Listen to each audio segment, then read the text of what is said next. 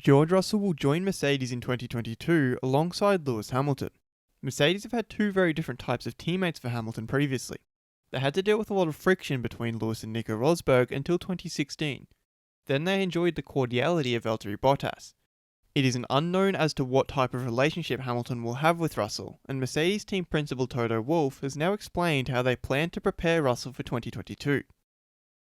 I'm your host Tyler, and first up on Formula World, why Wolff wants to condition and calibrate George Russell. Wolff began by stating that Russell deserves the seat at Mercedes.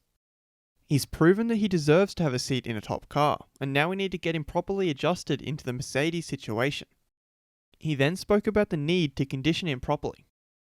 There's a lot more pressure. He's having an unbelievable teammate with the biggest records, and there it's important that you condition him and calibrate him in the right way. He then alluded to the Rosberg-Hamilton rivalry while suggesting that they are better prepared this time around.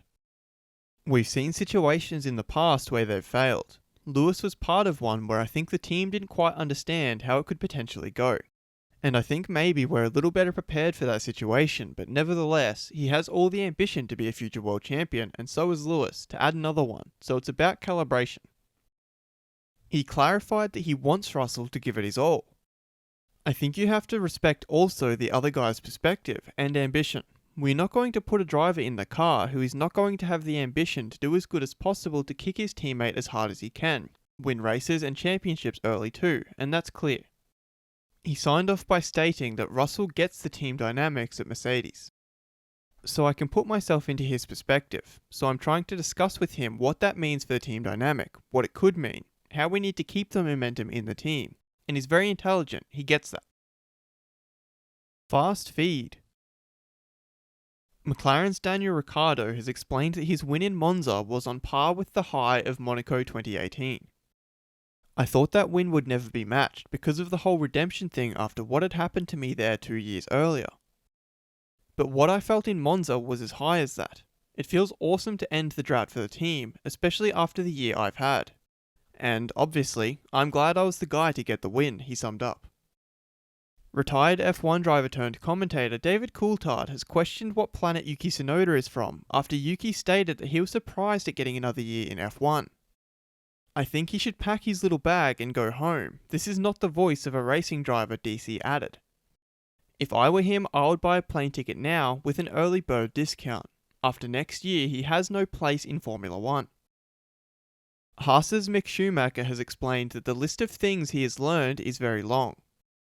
I think the most important thing has been how to manage the tyres and how to find the limit of the car, he added.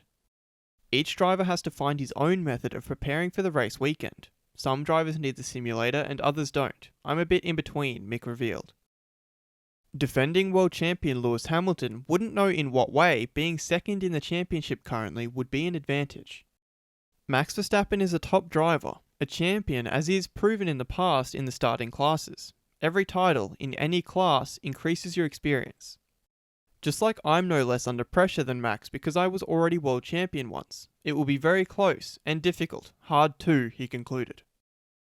Red Bull team principal Christian Horner feels that Sergio Perez knew what his role would be this year, to help Max and the team win the title. But with a brand new car in 2022 and the experience he has, it was the right and logical choice to keep him. There are some good races coming up for Checo, and I have a feeling he will be fine. He's had some bad luck, and I think that will turn around, Horner hoped. Was Yuki Tsunoda a bit too honest with his reaction to getting re-signed by AlphaTauri? Head over to our community page to vote in the poll, and let us know what you think in the comments. And if you like this video, feel free to subscribe and check out our others for all the latest in the world of Formula 1.